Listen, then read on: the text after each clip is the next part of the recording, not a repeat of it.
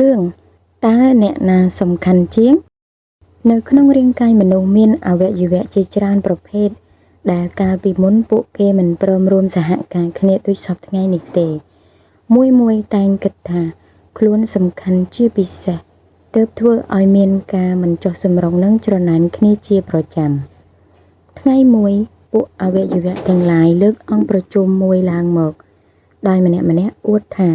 ខ្លួនឯងល្អអញ្ចេះខ្លួនឯងល្អអញ្ចោះហើយក៏គិតតែរកកំហុសទម្លាក់ដាក់គ្នាពេលនោះដៃនិយាយឡើងកាន់តែគិតកាន់តែមួម៉ៅហើយយើងត្រូវរវល់ពេញមួយថ្ងៃតែមើលទៅអាក្រពះចុះវាគិតតែដេកនៅស្ងៀមយ៉ាងប្រងើយមិនឃើញធ្វើអ្វីសោះយីមែនហើយយើងក៏គិតដូច្នោះដែរយើងមិនឃើញវាធ្វើស្អីក្រៅពីចាំតែដេកស៊ីម្យ៉ាងនោះទេមាត់ជួយបន្ថែមបន្ទាប់មកថ្មិញបន្តឡើង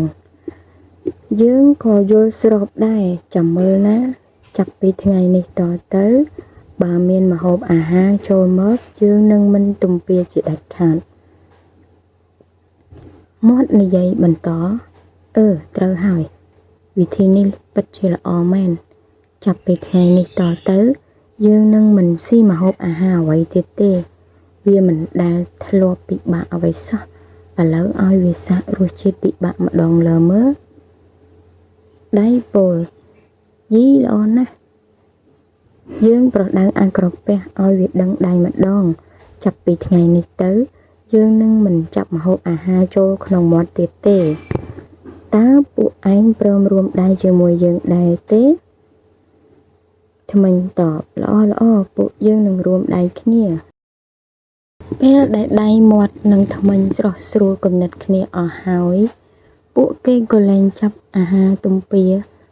និងលេបអាហារដូចមុនទៀតលុះប៉ុន្មានថ្ងៃកន្លងផុតទៅដៃចាប់ផ្ដើមទន់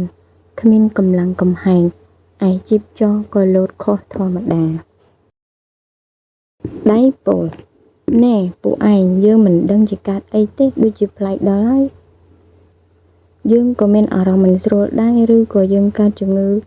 អ្វីធ្ងន់ធ្ងរតិចដឹងពួកអវយវៈនាំគ្នារអ៊ូទាំងដោយក្តីព្រួយបារម្ភយើងទ្រាំលែងបានហើយពួកយើងគួរតែឈប់ធ្វើបែបនេះទៅបើមិនដូច្នេះទេយើងនឹងគ្មានកម្លាំងកំហែងឡើយពិតមែនហើយពីដំបូងយើងនឹកស្មានថាក្រពះចាំតែដេកស៊ីដោយមិនជួយធ្វើការអ្វីសោះ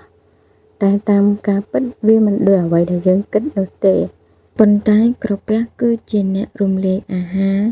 ដើម្បីបញ្ជូនកម្លាំងនិងថាមពលមកចិញ្ចឹមផ្នែកផ្សេងៗនៃរាងកាយទីបំផុត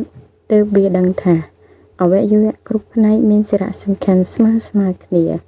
ហើយពួកវាក៏ត្រឡប់មកគ្រប់តួនាទីនិងសហការគ្នាវិញដើម្បីឲ្យរាងកាយទាំងមូលមានសុខភាពល្អការគោរព